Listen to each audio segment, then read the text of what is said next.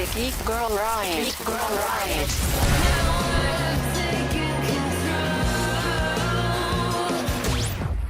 Hey Rioters! Today's episode is all about our in-house Rioters and their TV shows. Up first is an after-show segment that covers the PBS series Renegades, which premiered tonight and runs for the next 5 weeks. This documentary series showcases the lives and cultural contributions of little-known historical figures with disabilities. Hosted by award-winning musician and disability rights advocate Lachi, and created by our very own Geek Girl Rioter Day Al-Mohamed. Here's the first after show for Renegades. Hi all, welcome to Geek Girl Riot's after show for the PBS American Masters series Renegades. Renegades is a 5-episode short film series about 5 disabled badasses you have never heard of.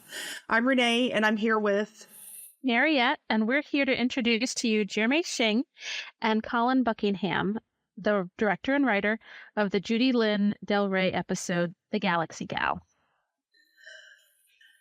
Judy-Lynn del Rey, an editor, was a woman with dwarfism who brought us books from science fiction luminaries such as Ray Bradbury, Isaac Asimov, Philip K. Dick, and even George Lucas's Star Wars.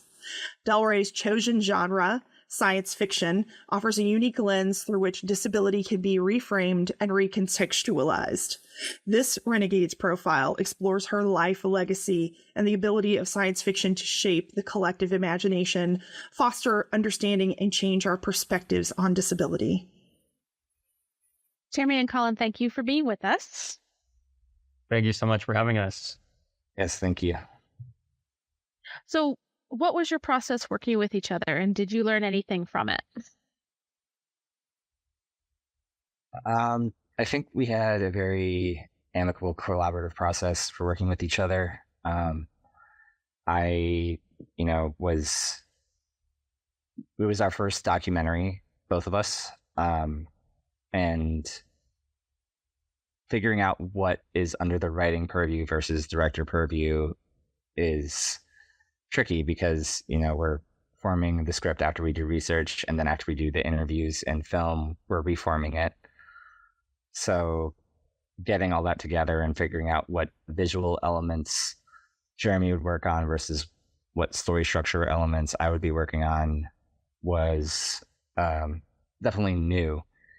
But I think we found a good rhythm, and, checking in with each other always is a good idea.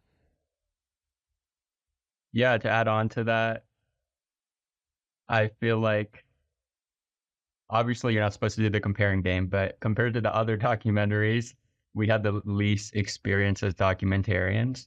So it was a lot of growing pains, I'd say, but it was nice to have someone who had the same experience as me so that I didn't feel alone in not knowing how to do anything. So I also really believe in the mentality that it's always people over the project, to always give people grace when people mess up, because we're not robots, we're humans, and we're going to make mistakes. And luckily, Colin also had that mindset. So we were there to pick each other back up when the other one messed up. Wonderful. That's awesome. I've seen the Judy-Lynn del Rey episode, and it is by far my favorite. So even though you had the least amount of experience, it does not show on the screen. It really does not. Also, Colin, I have to know, what was the most amazing thing you discovered about Judy-Lynn while you were writing the script? It's hard to narrow that down to one thing. I was trying to choose between the fact that she brought the idea for acquiring the rights to Star Wars to her publishing company, but I think I'm going to have to go with the fact that her and her husband had 3 stuffed bulls that they would feed and call when they were away and that kind of thing. Because for me, I think it represents an era and a certain mindset that gets touched on in the documentary of elements of play and actually living the life that you are creative about and that you create about and that you write about.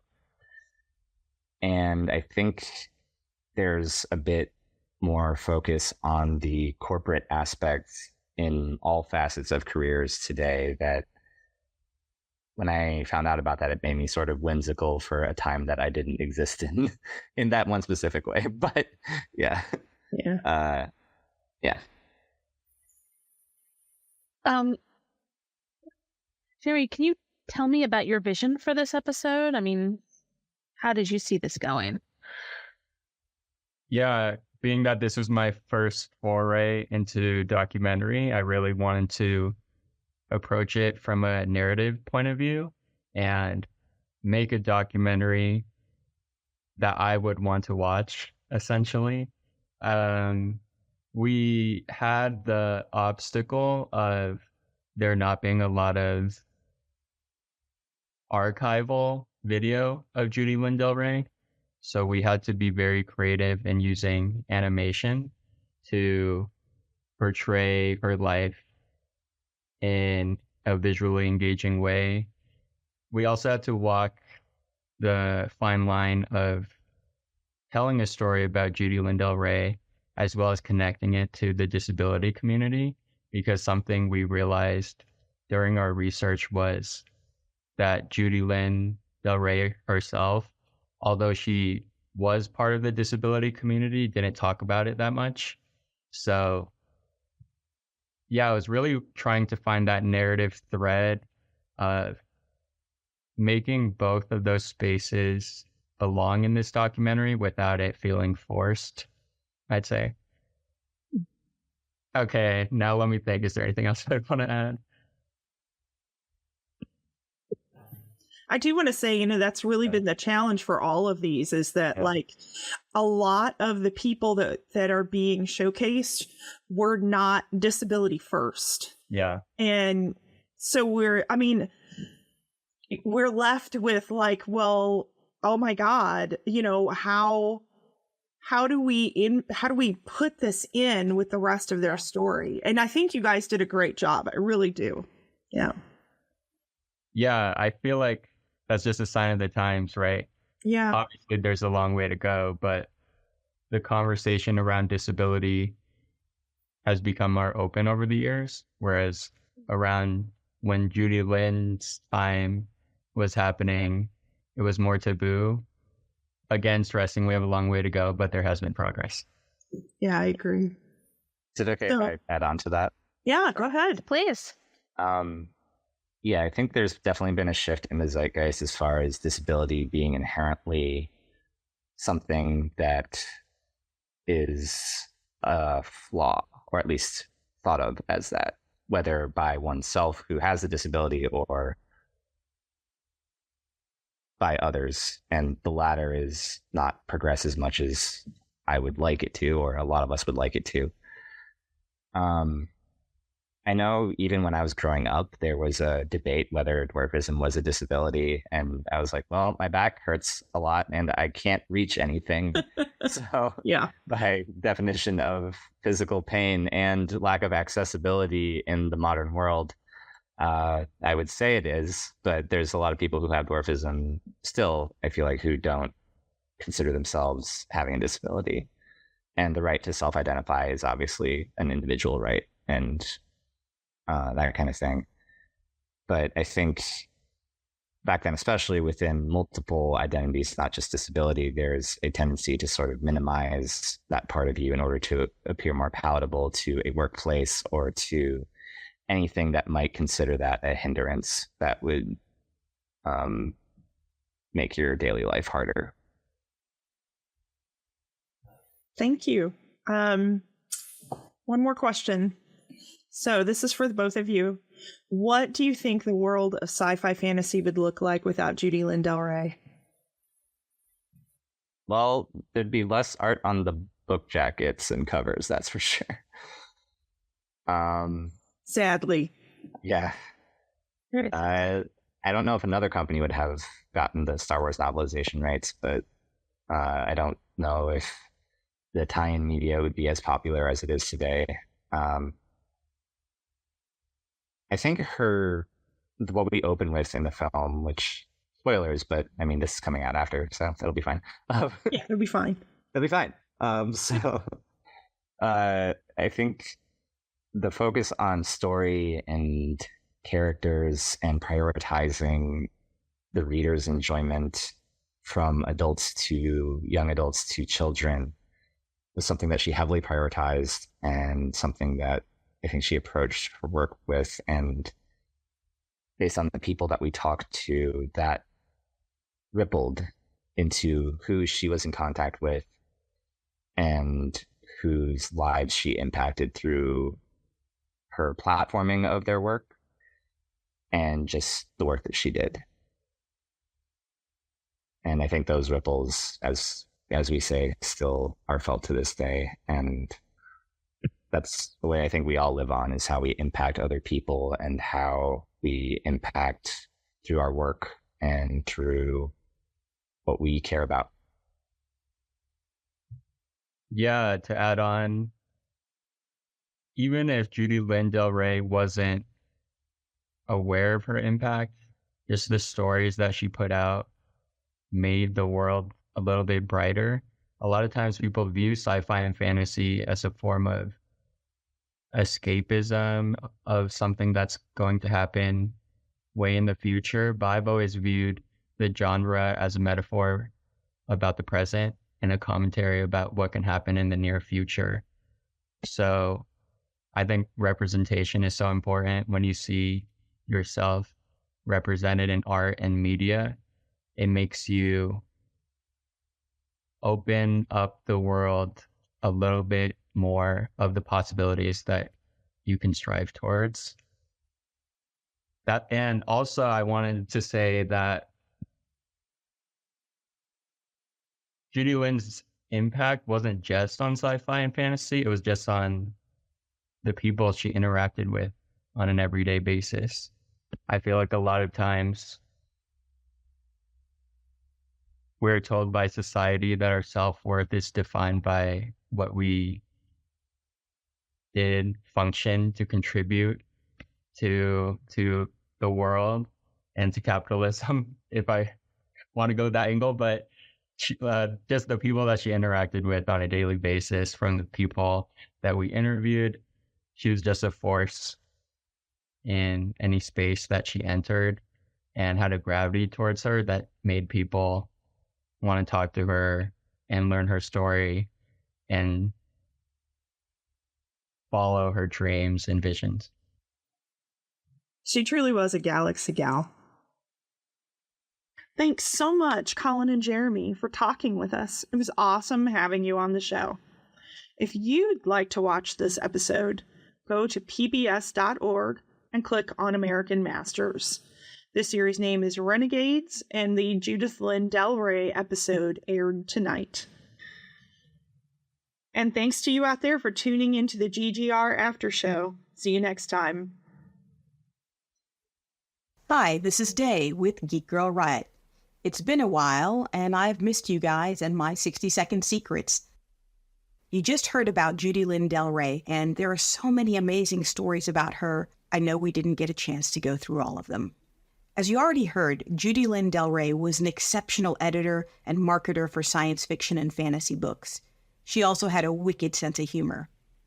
You know she published the novelization for Star Wars, but did you also know she published The Princess Bride? Most of us are familiar with the 1987 film, but before that, there was a book published by Judy-Lynn in 1974 when she was at Ballantine Books.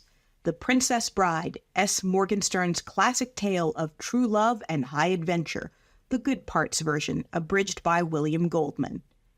But there never was an S. Morgenstern. It was Goldman writing the book himself.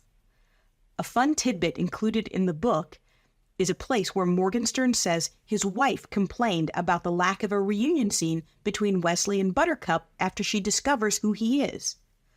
Goldman wrote that he agreed with Morgenstern's wife and said that he had gone ahead and written the scene himself, but that his editor would not allow him to include it. Goldman goes on to say that the reader can have the scene mailed to them by request, giving an address for Urban Del Rey at Ballantine Books and saying his publisher would pay for the return postage. Urban Del Rey, the stuffed bull, received more than 100 letters a week asking for the missing reunion scene. The thing is, the scene didn't exist either. Anyone writing in would get a 3-page letter talking about Goldman's legal woes with a lawyer, Kermit Shogg, representing the estate of S. Morgenstern, who objected to his release of the scene. It was an inside joke between William Goldman and Judy-Lynn del Rey, and I'd say a pretty cool Easter egg. If you get a chance, read the book and send a postcard or letter to the publisher. I've heard they're still answering inquiries as to the missing scene. This is Day with your 60-second secret on Geek Girl Riot. You're back on Geek Girl Riot. In that first segment, you heard from the new Renegades show on PBS, created by our own Day Al-Mohamed. And I mean, you know that the Rioters are magnificent. If you don't, you're about to find out, because on this segment, we have Ed Banuel. Ed, did I get that right? You got it right. Good, good. And we also have our very own Rioter, Monique Pearl. Hey, Mo. Hey, what's up? Hey, y'all. Hey. And you guys know, I snuck into their studio while they were editing their upcoming reality series that's called The Level Up Experiment. And I pulled them out of work because you guys know that I like to get into mischief like that, just so that they could tell you about the Level Up Experiment, which is a show they created. So what I want you guys to do is tell me, before you even explain the show, I want you guys to tell me where it started. How did it blossom and bloom so we can relive those moments with you? Ed, would you want to take this one? Okay. So it really just started off with, Mo and I just having the idea of just really showcasing young Black excellence. There's so many talented students who go to HBCUs that we felt like it was necessary to really just highlight just some of the amazing talent coming from Clark, Morehouse, and Spelman, because in season 1, we featured the students from the AUC.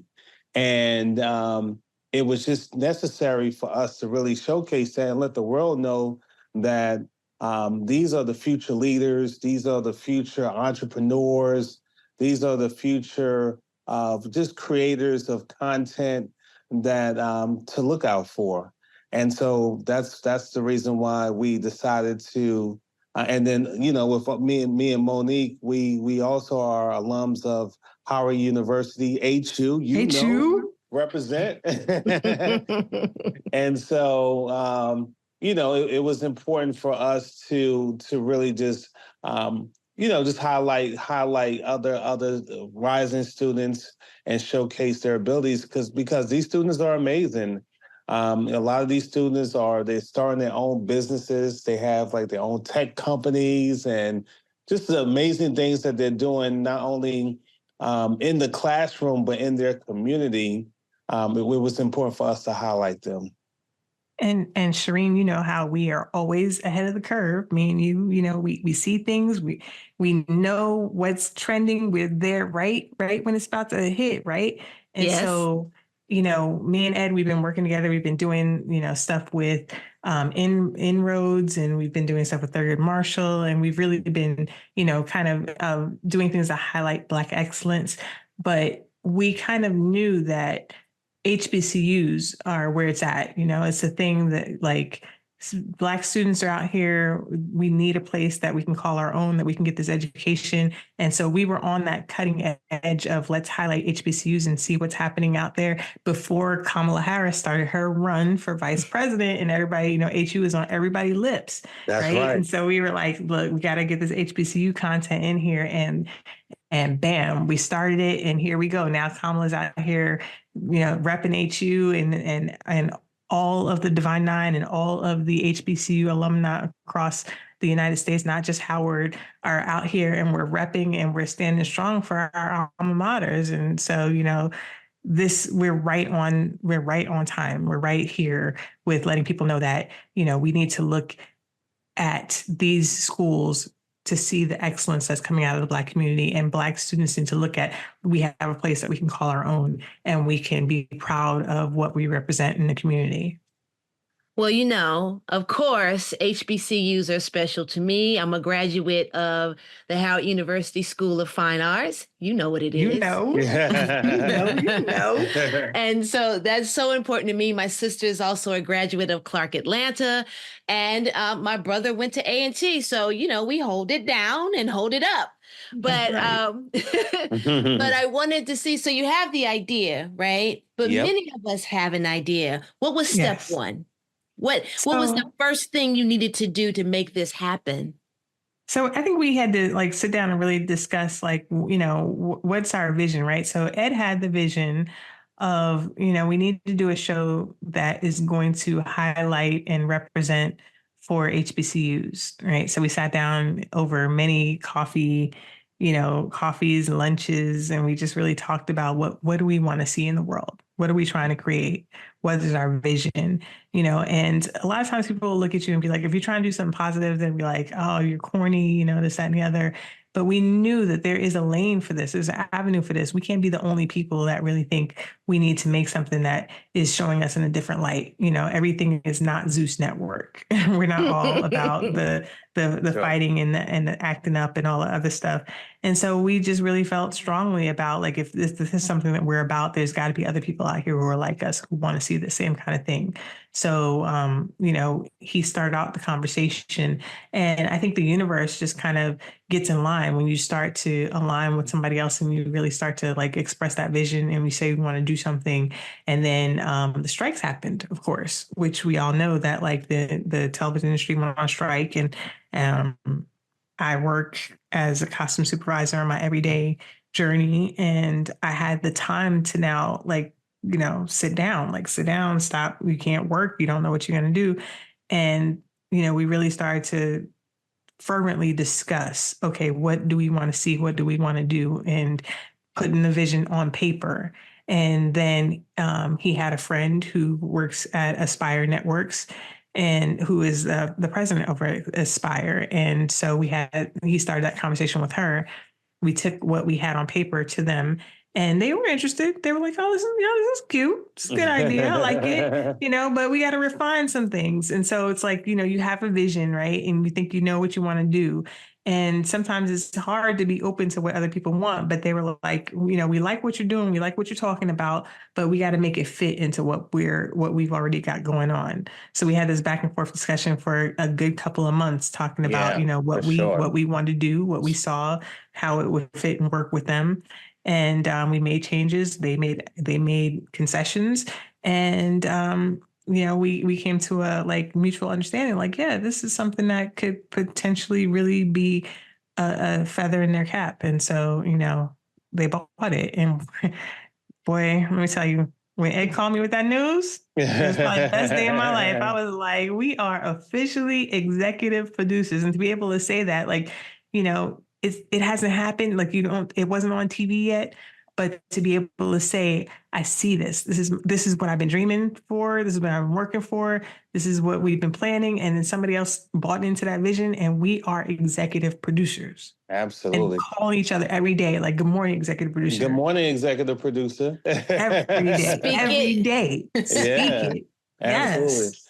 And you know what? I'm a backtrack a step because for someone that's listening who's like a student in production, and they wanted to know, okay, you have this idea, but how do you articulate your idea and to be able to present it to a studio executive or someone to finance your vision?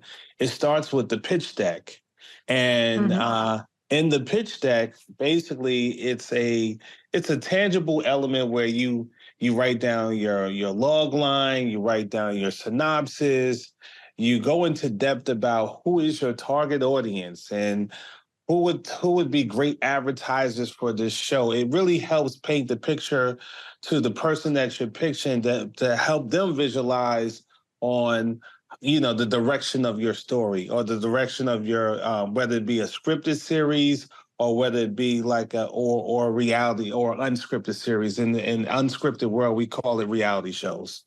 You want to make them see the same vision, kind of align vision so that they know exactly what you want to make and then can help you make that thing, right? Absolutely. Absolutely. And as Monique mentioned, it becomes more of a collaborative effort because now, you're taking your idea, your concept, and then also making it make sense for the audience that the network has to market this to.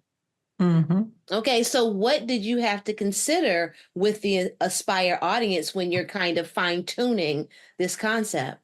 Well, we had to look at who is their audience specifically, and what are the things that their audience needs to see in order for this to make sense, right? So we know that the Aspire audience is typically African American. They're typically college educated. Their families, there's a certain age and a certain income demographic, so that informs exactly who we would want to see on screen, because somebody who is more affluent isn't going. They're more apt to want to see people like them, right? They're more apt to want to see people who are upwardly mobile and who are striving and aspiring to be more than what they are at the present time. So it's not about picking people who are out here creating drama and throwing wine in your face and doing all the things that you might see on reality TV, which are the things that I was not attracted to in terms of reality. So, most of my career I've made in the narrative space. And one of the only reasons why I considered to do this show and to go into reality was if we could show something that would give us a more positive light. And so, that was also something that was, very much what they wanted to see and in line what they wanted to do. So if we were to take this exact pitch and take it to somewhere like Zeus, again, they would be like, no, this is not our thing because this is not what our audience is looking for. Correct. They want you to yell out "World Star," and that's really not. That's not where y'all were going. Exactly. Yeah, absolutely. And then also too, it was important to us to also have a relationship with a network that we can actually grow with. You know what I mean? For seasons to come, because our vision is to not have this be like a one-off. We want to take this around to all HBCUs across the United States, and create. We started with the AUC, and we want to go to like Florida. We want to go to Bethune-Cookman. We want to go to FAMU. We want to go to Alabama. We want to go to Texas. We want to, we want to see it. And of course, we got to go to Howard. We got to go to Howard, absolutely, and make this a household name, so.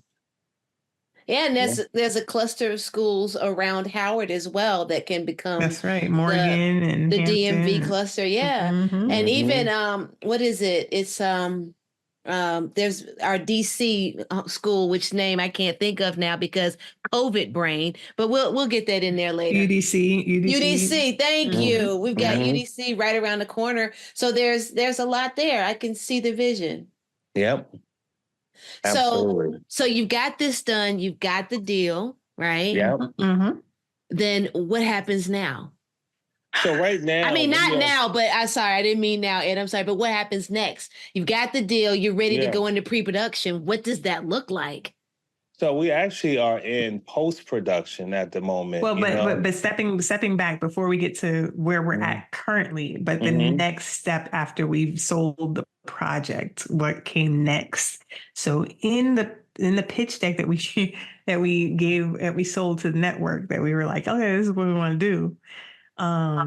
We had all these like, we'll do a partnership with this company and that company. We'll make these things happen. We had all these thoughts and ideas of who we were going to partner with.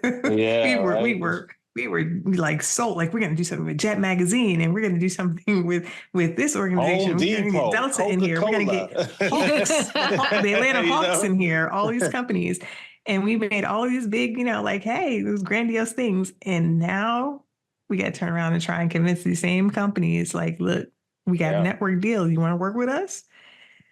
And that was hard.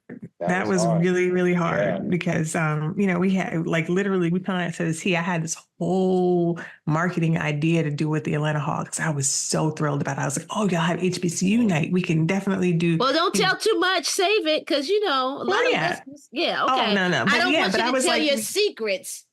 Well, we ended I up do want you to tell your even... secrets, but not your ideas that you may yet bring into fruition. Exactly. So we did not end up doing the partnership with the Hawks, but that doesn't preclude us doing it in the future. But we did find a lot of other companies that we were able to partner with that were amazing partners, people that believed in us. I think our first real big step once after we got the partnership with the network is bringing on our lawyer.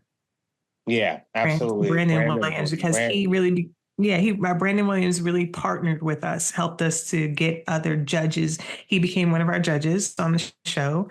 And he helped us to bring in other judges, and he helped us to create partnerships with other companies and open these doors that we could talk to people about what we were doing. He lent some validity to us because he was a Morehouse man, and he's a lawyer, and he's Steve Harvey's. He's the head of Steve Harvey Global. So, that just, and it lent an air of legitimacy to who we were and what we stood for.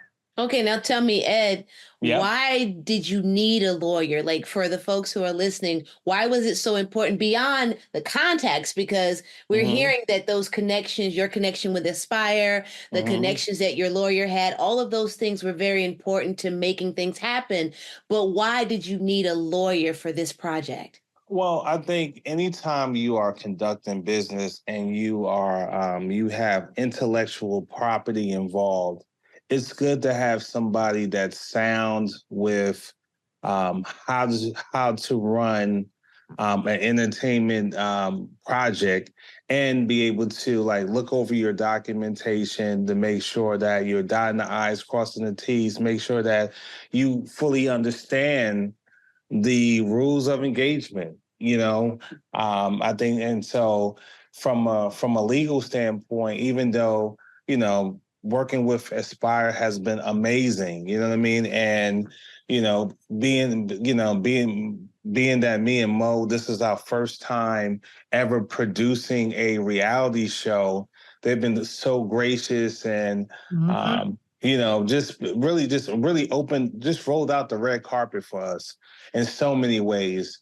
But even and still, with that being said, if I'm speaking to future producers or someone who may be in the works of, producing their first reality series, you've got to have a legal counsel involved, because again, you need somebody to be able to, walk you through that process of, in the negotiations of, and then you understand, okay, all right, this is your first season. What am I giving up, and what am I gaining from this? And I think when you understand that, and you understand the rules of engagement going in, you can never say, hey, you know what, I got taken advantage of. So that's why it's important to have someone in place that's sound with entertainment law.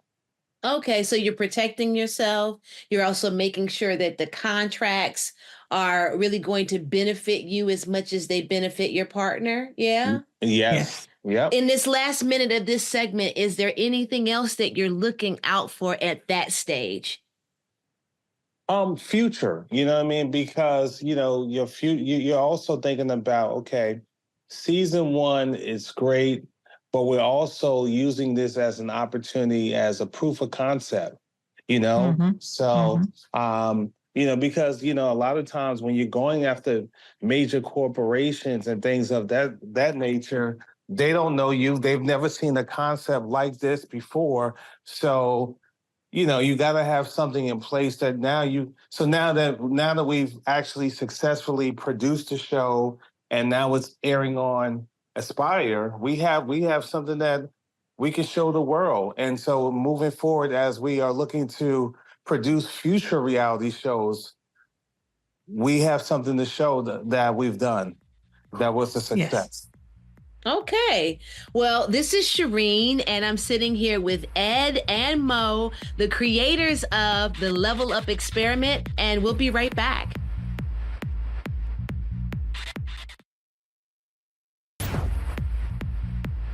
You're back for segment 3 of Geek Girl Riot, where we are celebrating the creativity of our very own rioters. First off was Day Al-Mohamed. Now we're here with who?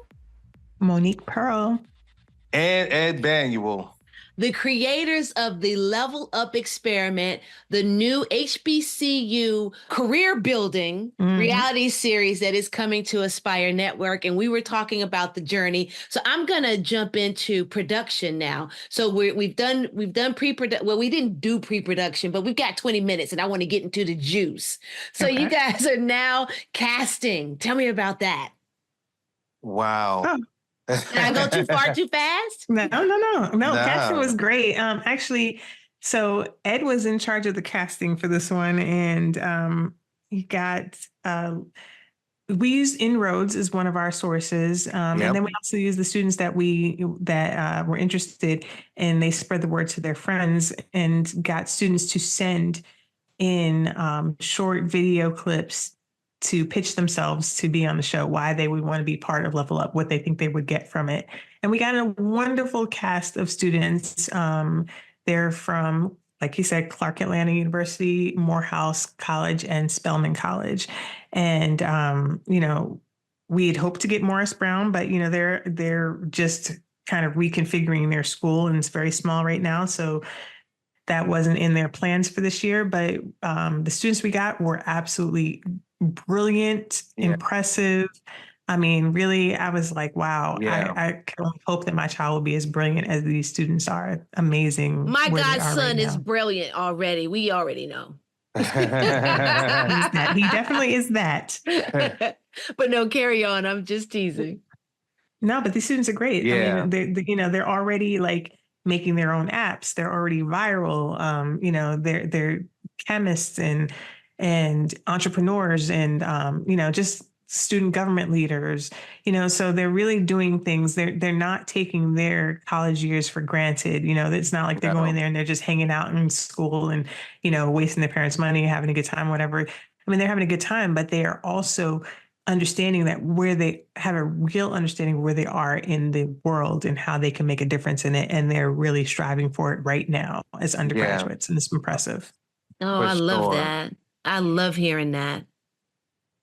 And I want to just add something about the casting, because, a lot of times in production, the saying that you really have to prepare for the unexpected because every time, literally, we had this group of students, and then at the last minute, there are a couple of students that have life happens, you know what I mean? And so we were down to the wire. We were actually still casting maybe 3 or 4 students down to the day of production. Wow. And so hours before literally. So so one thing I will say about production, if you're listening and you're going through the process and you're like saying to yourself, oh my gosh, why is this me? This is just production. Sometimes you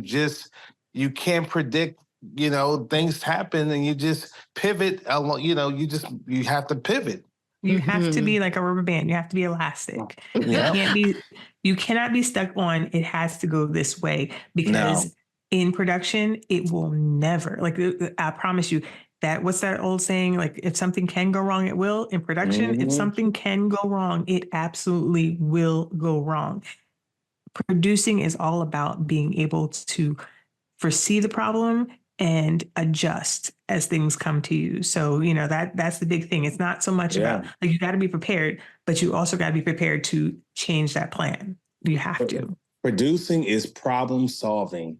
100%. That's why you make the big bucks.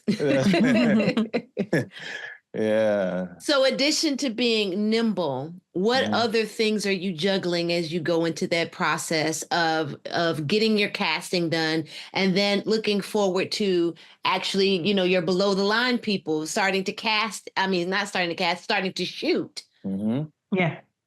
So you have to worry about just in advance, you have to plan out what you want to do. So there's scheduling, and then you have to budget everything out, and then you have to hire a crew, and you have to make sure that you're feeding the crew. You have to deal with people's, their dietary needs in terms of what am I going to make sure they have for lunch. There might be a vegan on the crew. There's somebody who's allergic to shellfish. There's somebody else who's gluten-free.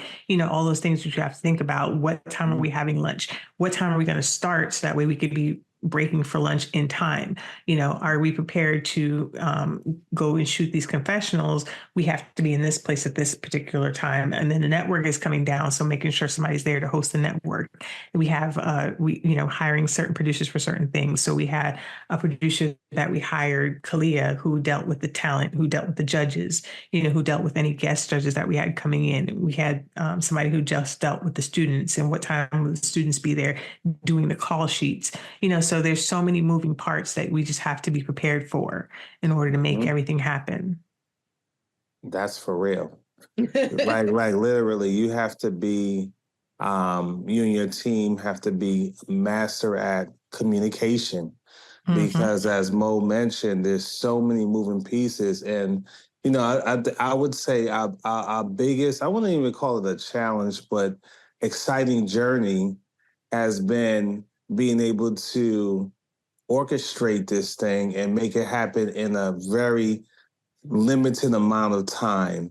Yes. When you have students who have their curriculum and all the activities they have, you have a production crew, you have a network that also has a timeline of when they need these deliverables turned in because they have to market it to advertisers, And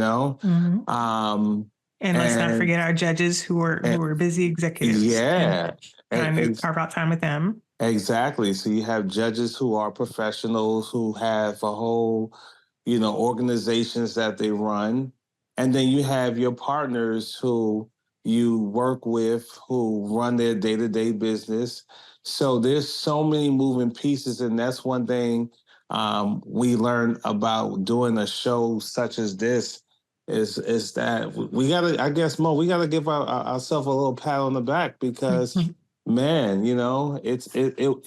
this for our first rodeo at this.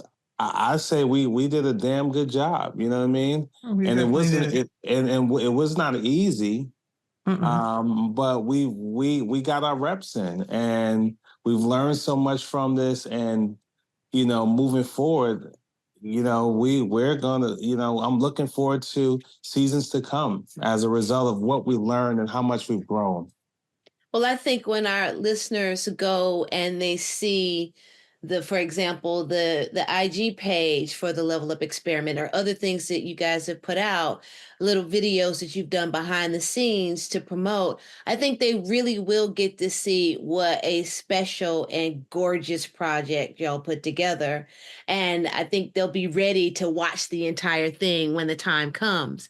So Let me ask you both, what was your favorite part about putting this whole thing together? Like, what's the moment you enjoyed the most? I'll start with you, Ed. I would say just to see how it has impacted the students. It really brought a smile on both of our faces when you see that, like, when the students walk away with internships or mentorship, professional mentorships, and prize money that helped them pay for their college tuition. I would say overall, there's so many things that we can point to, but I would say that leaving that impact because, these are the future leaders and, knowing that we made a difference in their life at this pivotal point in their life. Mm-hmm. I would say that to me really warmed my heart. I love that. That's good to hear. Mo, what is it for you? So I will say that honestly, I feel like Ed said everything that I wanted to say, but I will say that just yesterday I ran into one of the camera guys from our show, and so a lot of the crew that we worked with typically work on shows like Love and Hip Hop and I don't know, some of these other shows that I don't really, again, watch because I don't do a lot of reality TV. But he was just saying that how he doesn't watch any of the stuff that he works on. But when he knew that the episodes were airing on Aspire, he took the time out to sit and watch. And he was so impressed by what we had all accomplished together because it was just something that he felt like he could leave as a legacy, something that was important, something that he could look at and point to on his reel and be like, this is something that I've done that can mean something to someone. Hopefully encourage, a young kid to go to an HBCU, encourage a business to look at HBCUs for their interns, look at parents who will say, why should I send my child to, one of these schools? It's something that just means something. And a lot of times when we work in entertainment, we just do it and we love what we do and it's creative and everything. But sometimes we get stuck we do it for the money because we get paid really well to do what we do. Mm-hmm. But I'm getting paid and I'm doing something that is actually meaningful to society. It means something. It encourages people. It changes their lives. I'm feeling good about what I've done. Okay, well, so before we go back to the production of the show, tell me this, each of you, what is special about the HBCU experience? Ooh, I love, look, how's that go? I'm so glad I went to Howard U and not the other schools. Exactly. Like going to, man, listen, I've been to Black schools. I've been in majority white schools in high school and everything. And, just being able to freely get my education at an HBCU was so important to know everything that we've contributed to in society, to go to class every day and see other people who look like me, who were out here trying to get their education. When you go to an HBCU, you know that it's about like that legacy, that it's so important to get our education. We are all here. Like, yeah, we're here to have fun. We have a good time and everything. But for real, at the bottom line, if you're not here and getting your education, then what are you here for? Like, yeah, we're here partying, but we know that there's a legacy of education and a certain gravitas that comes with that. And we need to honor that. Yeah. And, that's the thing. It's like, I am around all these people who are about that Black excellence. I'm trying to be part of that. And I'm not going to play myself out here being anything less than excellent. That's right. Okay, so Ed. Yeah, I'm listening. Oh, I was going to say, tell me, what is special to you about the HBCU experience? You know what? You know what it is? I'm going to tell you, like, even when I was a kid, like, growing up watching a different world, I was like, I want to go to an HBCU. I want to go to Hillman until I realized that there was no such thing. You know what I'm saying? But I just think that, it's just as Mo mentioned, like seeing other people who look like you and, are fly, intelligent, and I mean, it was an experience like no other, mm-hmm. and being able to see, like, I'm gonna be honest with you, most of my friends, most of my circle of influence, all went to HBCUs, or even went to Howard. These are my friends from over 30 years now. Not to tell my age, but it is what it is. Too late. You did it. I know, right? And even if we're not, like, me and Ed, we didn't go to Howard at the same time. I think Ed, you were there maybe a little bit after me and Shireen were there. Yeah. But you know, it's still that love as if we were there all at the same time. Like all the all the Howard people is like, yo, that's love. We could have went there 10 years apart, 5 years apart, 20 years apart. It doesn't matter. It's still love. Like, and I'm gonna look out for you, and you're gonna look out for me, and you know, we are our family. We are Bison. And that's it. And it's funny you say that, because even like when we were shooting the Level Up experiment, one of our episodes, and not to give it away, but one of our partners graduated from Howard, you know, and welcomed us with open arms to actually film at her establishment. Special shout out to Karima McFarland at the Buckhead Art and Company, and as well as our judge, Miss Erin White, CEO, our business coach. Our business coach. You're right, true. Miss Erin White of Hexagon Consulting, and as well as many other people who have contributed. But you know, it's just the community. I would say it's the community, the relationships you build, the lifetime relationships, and the network. You know what I mean? Because you know, having that network actually has opened up doors where we can just walk right through. You know, we don't have. You know, so I would say that's the beauty of the HBCU experience. Okay. And one other thing is, I think that we also have one other thing is like a commonality.